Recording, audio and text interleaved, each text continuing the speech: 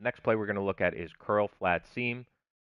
So on this play, we have square on a corner, X on an inverted streak, and R1 on a stock flat. Those are the three main routes. This square corner route is a little bit better, a little bit different. I shouldn't say better than a hot routed corner. So this is a hot routed corner by a tight end. It's goes a little more upfield. This one's a little more flat and deeper. So we'll look at it against zone, and typically with this play, I want the trips to the wide side. You can run this to the short side, and we'll look at that in a little bit.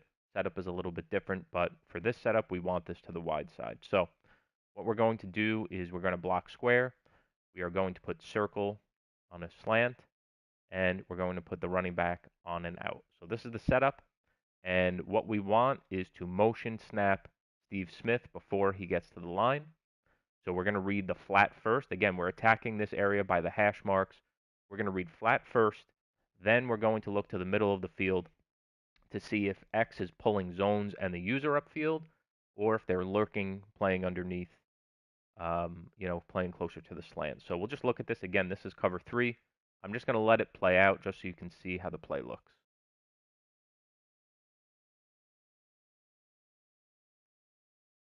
So you can see there, we're basically creating a conflict mesh concept in the middle of the field with the streak.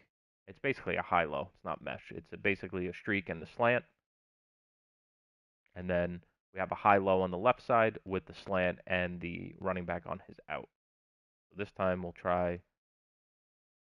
You can see if somebody is leaving the seam open, boom, you have Taysom Hill really quick on that inverted streak.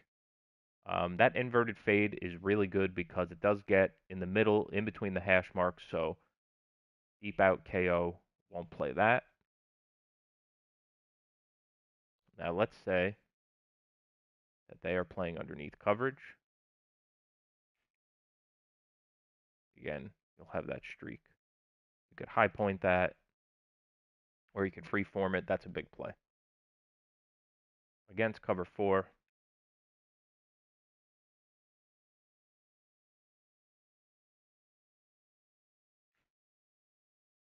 A lot of times what will happen is Steve Smith, the circle receiver, he just gets lost in traffic, kind of coming underneath. A user will follow the inverted fade up the field, and that'll leave the streak open. And then let's just look at, if we let the play out a little bit longer, the left side of the field with the slant and the out route. So you can see there that the out route by the running back did a good job of holding the quarter flat, not allowing him to go upfield. So let's say they play cover 4. This is over the top. Maybe they're putting something like this. I don't know if a lot of people are running this anymore. I don't think so, but just look at how this works. Again, we're looking at the left side of the field this time. And you can hit a check down. We got that terrible animation there where running back just bounces off his shoulder. But you can see that he had room to maybe make a move upfield, get a couple yards. So this is just a really annoying concept. I'll look at it. I want to show cover 4 again. This time we're going to try and hit Taysom Hill on his streak. Unbelievable. Let's look at cover 4 again. This time we'll play underneath coverage.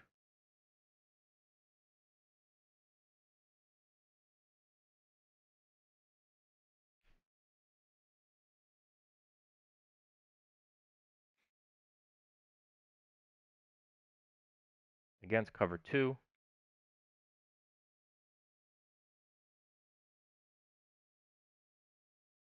So you're not going to want to hit the flat there because the cloud will play it a little bit better.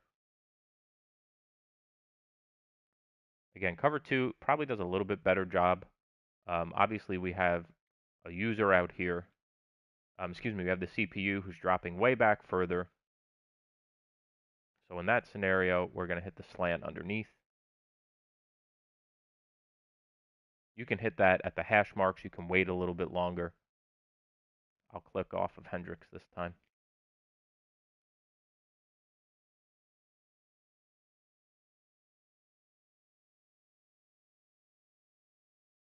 and we bring that up the field. So it really is reading the flap first and then middle of the field.